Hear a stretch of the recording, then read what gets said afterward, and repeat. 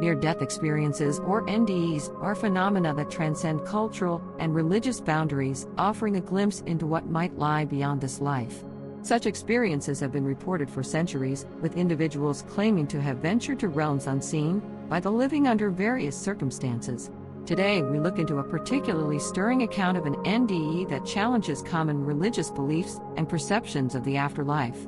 A person named Sarah, a devout believer, found herself in the throes of a life-threatening situation that led her to experience what is often described as an NDE.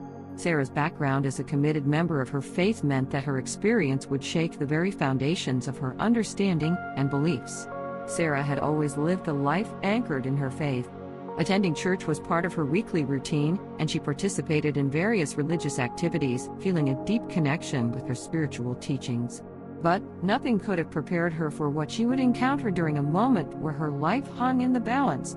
Following a severe accident, Sarah was rushed to the hospital. As doctors scrambled to save her, she found herself slipping away, feeling an overwhelming sense of peace that is often described by those who have had NDEs. But this tranquility soon took a turn that Sarah could never have anticipated. As she drifted further from consciousness, Sarah described entering a realm that was starkly different from the heavenly visions that many expect in such experiences.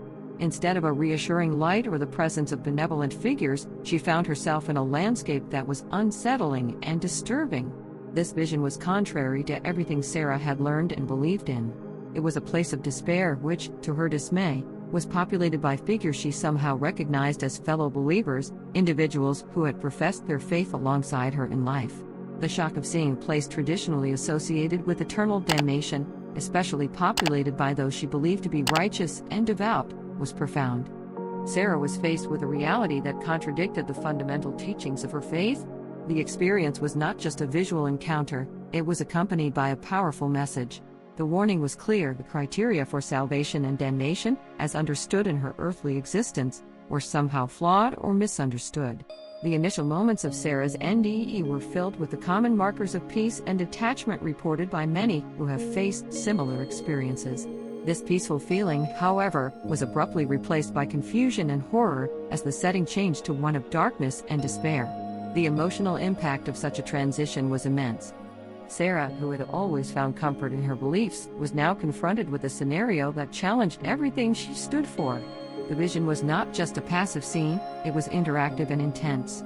Sarah felt as if she were being shown the consequences of earthly beliefs, misconceptions, and perhaps the misinterpretations of spiritual teachings.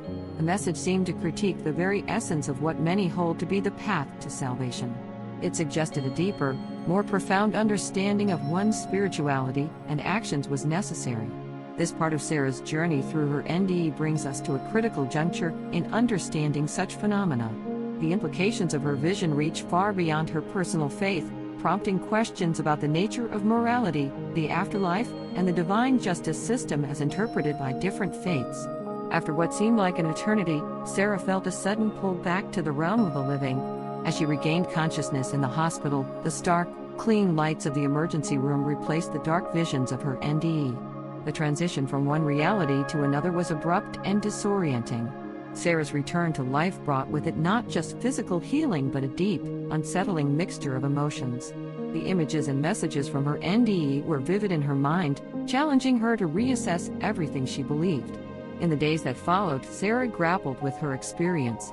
Initially, she felt isolated in her knowledge, unsure of whom to trust or how to communicate what she had seen. The comfort she once found in her faith now seemed overshadowed by the questions that her NDE had raised. It wasn't just a personal crisis, it was a spiritual upheaval that demanded a reevaluation of her beliefs and the teachings she had followed so devoutly. Sarah's journey into her own beliefs began with much introspection. The vision of hell and the presence of Christians there had fundamentally shaken her understanding of divine justice and the afterlife. This revelation forced her to think beyond the literal interpretations of religious texts and the teachings she had been exposed to. She started to explore a broader perspective on what her faith's teachings might actually mean. This part of Sarah's story involves a transformation that goes beyond the personal. It speaks to the need for a deeper, more personal engagement with one's spirituality. The experience challenged her to consider the implications of her actions and beliefs, not just as prescriptions to follow, but as elements of a much larger spiritual equation. Sarah began to question not only the criteria for salvation and damnation as she understood them, but also how she practiced her faith in her daily life. Her spiritual crisis eventually led to a profound shift in how she lived and interacted with others. Sarah found herself more compassionate, more reflective, and less dogmatic.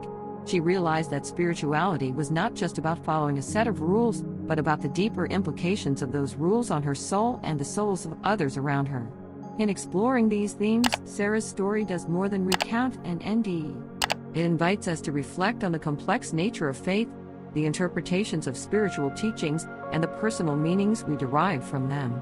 Her experience serves as a narrative that challenges us to think deeply about the spiritual paths we choose and the beliefs we hold. As Sarah adjusted to her new understanding, she felt an increasing responsibility to share her NDE. Despite concerns about skepticism and judgment, she believed that her experience could offer valuable insights into the nature of faith and the afterlife.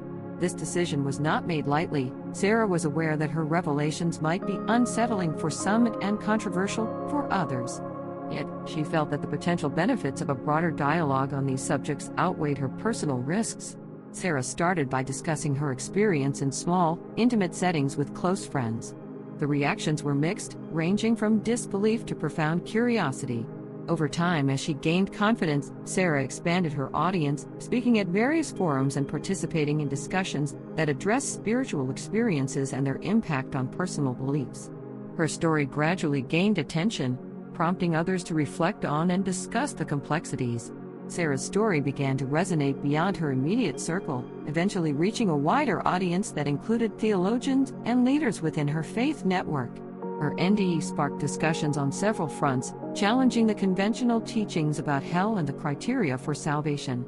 These discussions were not always comfortable.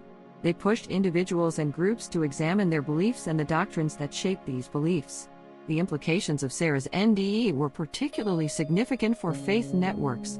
It urged a reconsideration of the messages that were being taught about the afterlife and divine justice. Leaders and scholars within these networks found themselves tasked with reconciling Sarah's visceral account with their theological positions.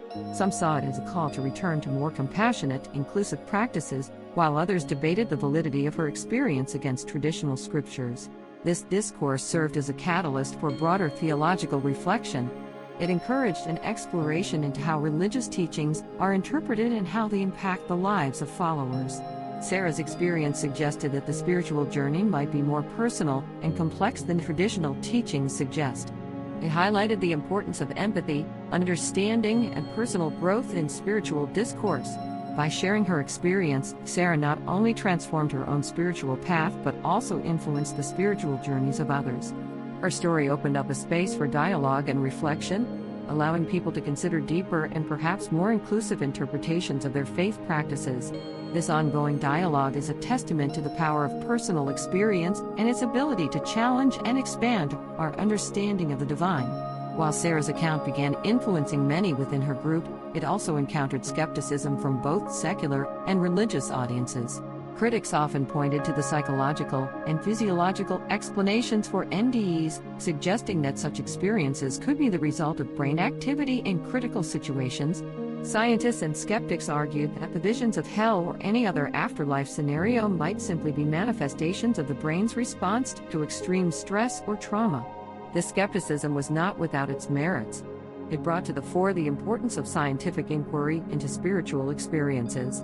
Researchers in the fields of psychology, neurology, and spirituality have studied NDEs to determine their causes and effects, examining everything from the role of oxygen deprivation in the brain to the impact of cultural beliefs on the experiences themselves. This research helps contextualize personal accounts like Sarah's within a broader scientific framework, offering explanations that do not necessarily rely on spiritual interpretations. The scientific perspective provided a counterpoint to the more mystical interpretations of NDEs, ensuring a balanced discussion that considered both spiritual and empirical evidence. This balance is crucial, as it allows for a comprehensive understanding that respects both the subjective nature of personal experiences and the objective insights provided by science. While we reflect on Sarah's profound experience and the varied reactions it elicited, it becomes clear that such narratives hold a significant place in both spiritual discourse and scientific study.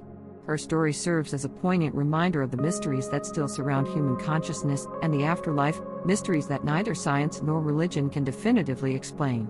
This calls for a thoughtful approach to exploring these experiences. It encourages an openness to learning from them while maintaining a rigorous standard of inquiry. For those who hear Sarah's story, there may be a newfound curiosity about the nature of existence and the possibilities of what lies beyond, coupled with a healthy skepticism that questions and seeks to understand mechanisms behind such experiences. Sarah's NDE offers us valuable lessons on the complexity of spiritual experiences and the importance of accepting a multifaceted approach to understanding them. Whether through the lens of faith or science, her story invites us to explore, question, and grow.